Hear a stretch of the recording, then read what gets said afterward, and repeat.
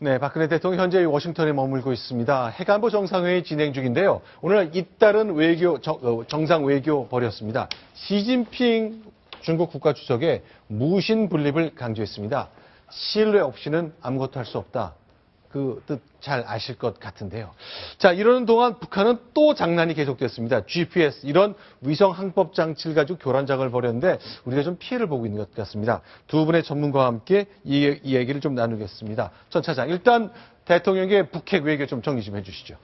네, 가자마자 숨가쁜 일정을 보내고 있는데요. 네. 오바마 대통령과 15분, 그리고 아베 3자 또 대화에서 75분, 그리고 또 아베 양자 회담에서 또 20분, 그리고 시진핑 주석과의 80분, 총 3시간 10분간의 양자, 3자, 다자 회담이 있었습니다.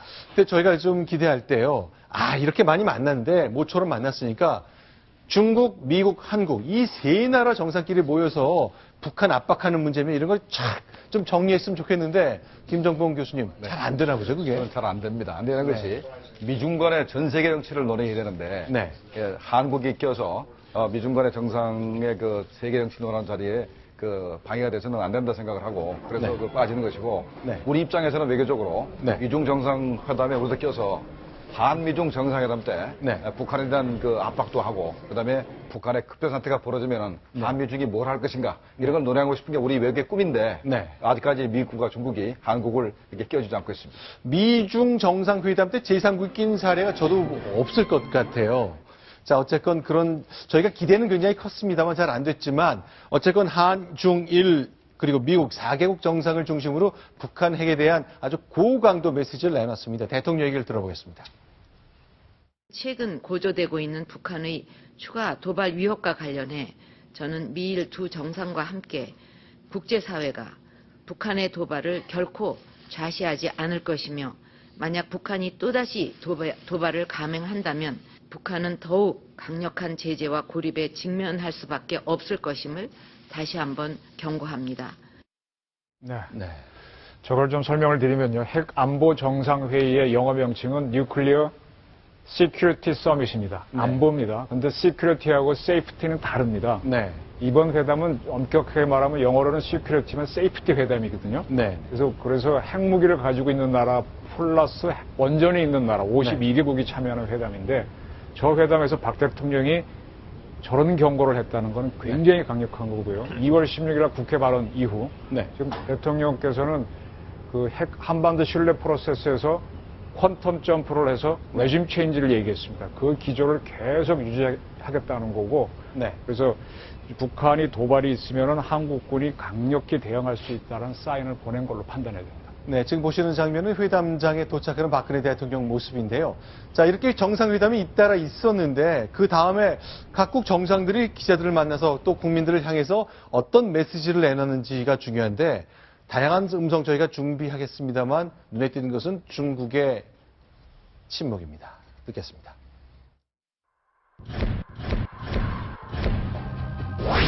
The strong UN security measures that were passed in light of some of the ballistic missile and nuclear activity that Pyongyang has been engaging in. 直接的な脅威であります。こうした脅威に対処していくためには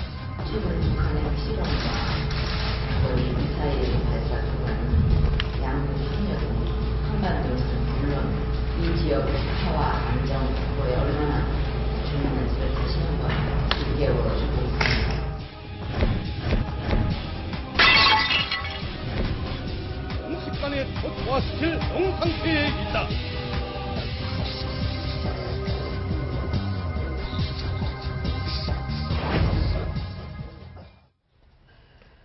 진짜로 한마디도 안 했나요?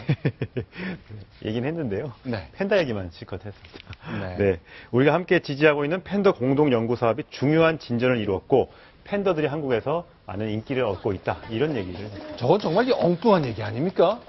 팬더 얘기를 해야 되죠. 왜 그런가면 현재 중국 입장에서는 한미일이 힘을 합쳐가지고 중국을 포위할까봐 좀 신경이 쓰이는 것이고 한국 입장에서는 포위를 한다는 의식을 줄까봐 또 신경이 많이 쓰이기 때문에 서로 조심스럽게 팬더 같은 얘기를 하면서 긴장을 완화시키고 또 이제 사드 문제도 이제 미중 간의 노래가 되겠지만은, 됐지만은, 우리 입장에서는 사드를 배치를 해야 되고, 중국 입장에서는 그걸 반대해야 되는데, 중국은 어떻게 좀 생각하고 있냐면, 자기들은 남한 편도 아니고 북한 편도 아니다. 남한이 요구하는 비핵화는 우리가 제기를 하고, 북한이 요구하는 평화협정도 제기하기 때문에, 우리는 남북 한 간에 어떻게 보면 균형을 잡고 있다라고 하기 위해서 항상 비핵화를 얘기하고, 평화협정 같이 얘기합니다. 거다가 또 뭐라면, 현재 우리가 대북 제재 이제 동참하고 있지만, 그거 제재 자체가 목적이 아니고, 제재의 목적은 바로 대화다. 그걸 이제 보여주기 위해서 아무 말도 안 한 것 같습니다. 그런데 이건 맞는 얘기입니까? 중국이요. 대한민국과 북한 사이에 등거리를 유지하고 있다. 이거 사실입니까? 무슨 등거리입니까? 지금 아니죠. 지금 그 유엔 제재 중에서 가장 중요해 우리 기대를 했던 게 태평만 댐을 통한 송유관 차단이었는데 그게 안보리 제재안에서 빠졌잖아요. 지금 여전히 중국은 북한으로 원유를 보내주고 있고요. 저게 끊어지는 순간에 북한은 죽는데 안 끊고 있거든요. 그럼 중국이 어디를 편드는지는 짐작할 수 있는 겁니다. 그러니까 자, 핵을 자꾸 개발하는 북한도 골칫거리긴 합니다만 미국한테 계속 그 골칫거리가 되어주는 북한은 또 귀여운 거잖아요. Not bad. 자, 그런 생각을 갖고 있는데 어쨌건 자, 중국이 계속 진짜 전략적 이해와는 좀 차이가 나게 마치 전 세계를 상대로 다른 얘기를 하고 있거든요. 자, 이걸 막을 방법은 좀 없는 것 같고 결국 미중 정상회담을 통해 이런 간극을 좀 좁혀야 될 것 같은데 이번 회담 때 뭐 사드 얘기 좀 나왔잖아요.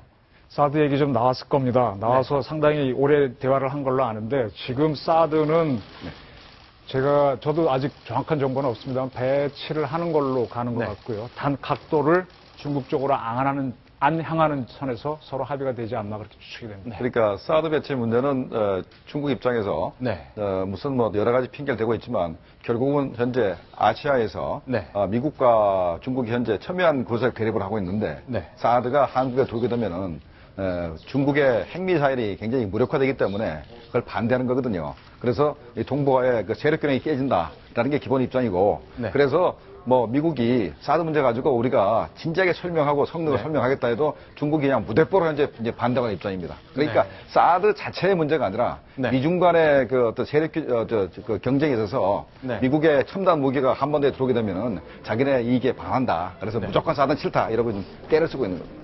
자, 이번에 중국의 시진핑이 사드 한반도 배치가 북한의 핵 미사일 가능성 때문에 우리가 대비하는 건데 반대한다고 못하면 앞으로 중국의 동의를 받아가면서 해야 되잖아요. 그게 문제입니다. 그래서 지금 중국을 크게 자극하지 않기 위해서 중국 방향을 향하지 않고 저걸 이제 중국까지 커버하는 쪽으로 모두를 바꾸면 시간이 걸리니까 그걸 계산해서 북한만 바라보겠다는 쪽으로 한미 간에 합의가 돼서 가는 걸로 알고 있는데 조금 지켜봐야 되겠습니다.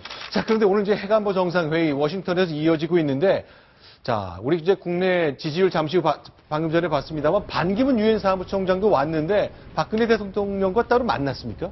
아직 만났다는 사실은 안 들어오고 있고요. 한 4번 정도 마주칠 것으로 지금 예상이 됩니다. 그래서 이제 4번 동안 얼마 정도의 기간을 해서 만날 수 있을지 그건 좀 봐야겠지만 중요한 고비마다 여러 차례 만났던 것, 또 반기문 유엔 사무총장이 또 친박에서 영입하고 싶어하는 여당 대선 후보라는 점에서 두 사람이 만나면 어떤 얘기를 할 것인가에 상당히 관심이 쏠리고 있습니다.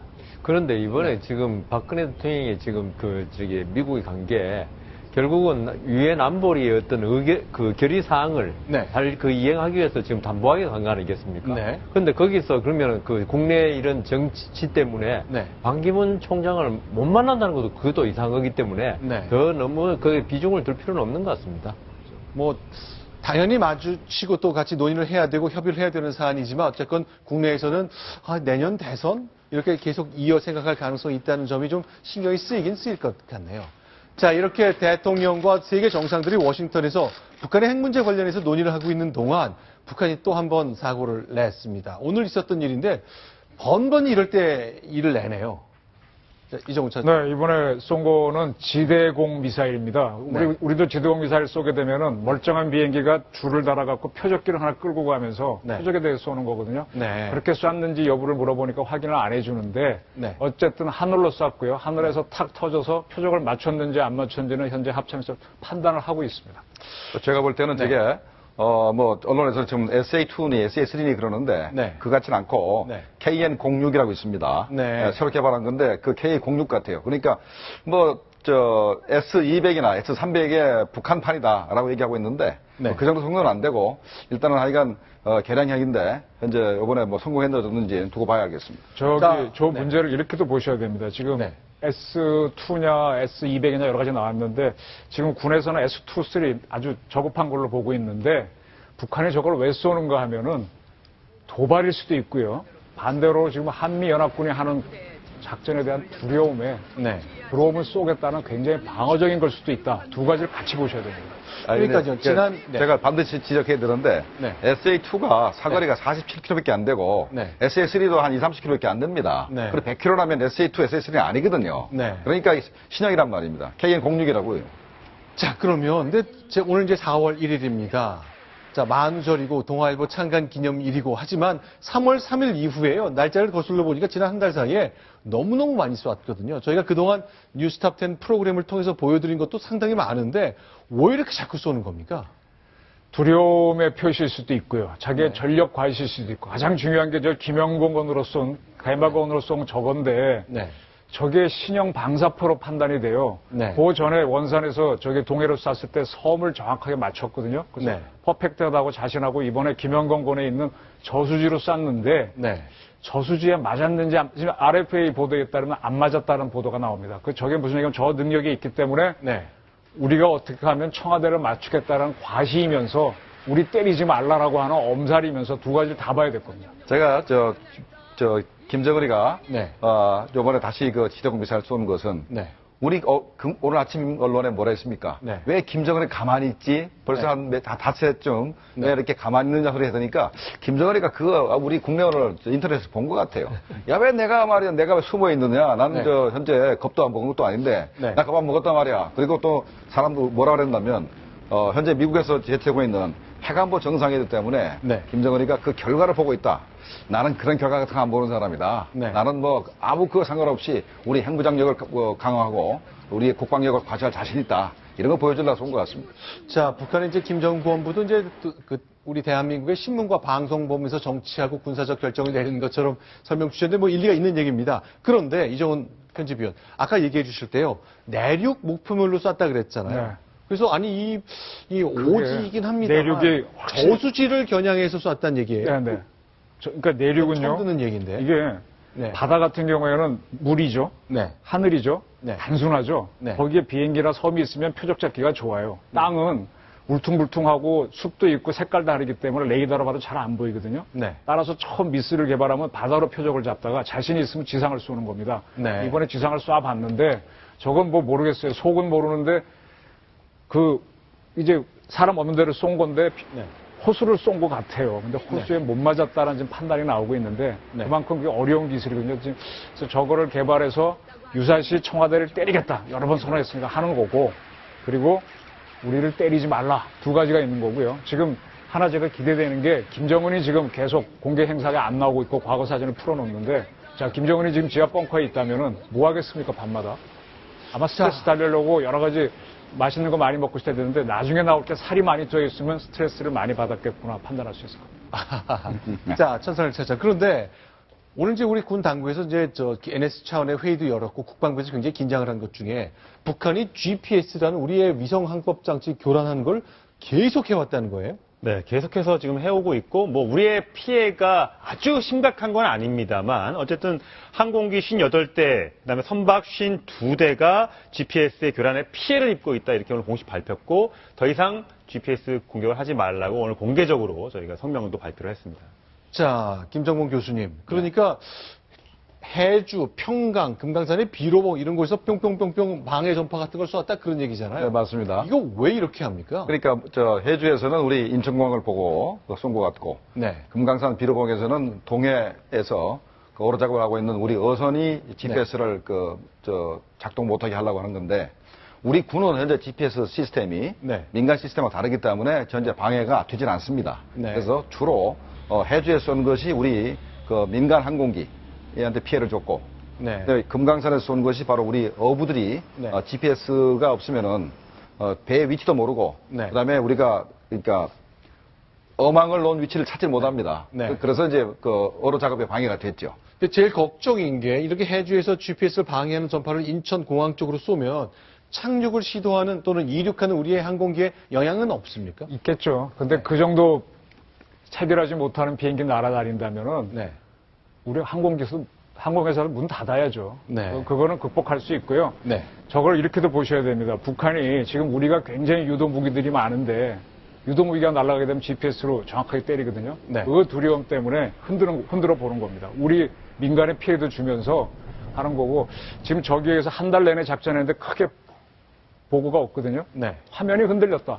근데 흔들려도 눈으로 보고 내리면 되고 다른 장비도 많거든요. 네. 그래서 북한이 참 발악을 하는데 기술적으로 매우 뒤져 있다. 그리고 지금 우리 같은 경우 육상에서는 큰 피해가 없는 게 DGPS라고 그래갖고 지금 우리도 모르는 사이에 GPS 오차를 다 잡는 시스템이 거의 갖춰져 있습니다. 아, 그런 말씀을 들으면 좀 안도가 되네요. 일단 피해가 좀 미미하다고 하니까 한 달 동안 계속 이어졌다는데 생각보다는 피해가 작다. 그래서 좀 다행이지만 어쨌건 대통령이 부재중인 상황이기 때문에 오늘 NSC와 국방부가 좀 긴박하게 움직였습니다.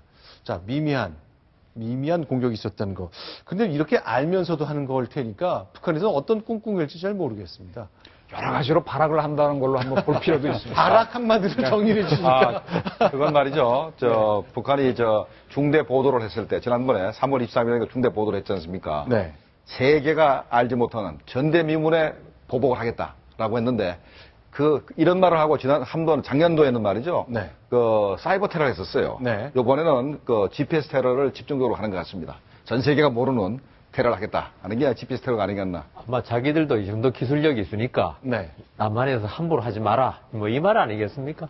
네, 이게 아무런 피해를 주지 못한다는 것, 그리고 이정훈 편집위원이 얘기하신 북한의 여러 가지 도발 한마디로 정리하면 발악이라는 것, 이거 듣고 좀 가장 걱정되는 발악은 네. 진짜 청와대나 우리 이쪽으로 미사를 쏘는 거죠. 네. 거기에 대해서 군이 지금 격상된 경보 체제를 하고 있는데 그때 막아낸다면 북한이 상당히 타격을 받습니다.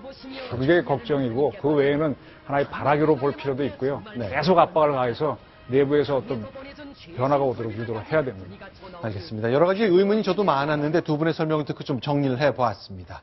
자, 일단 이렇게 국내 안보 정치를 좀 정리해 보겠고요. 오늘 이제 4월 1일이고 금요일인데 올 시즌 프로야구가 첫 개막을 하는 날이기도 합니다. 그 얘기 잠깐 정리해 보겠습니다. 순위 확인합니다.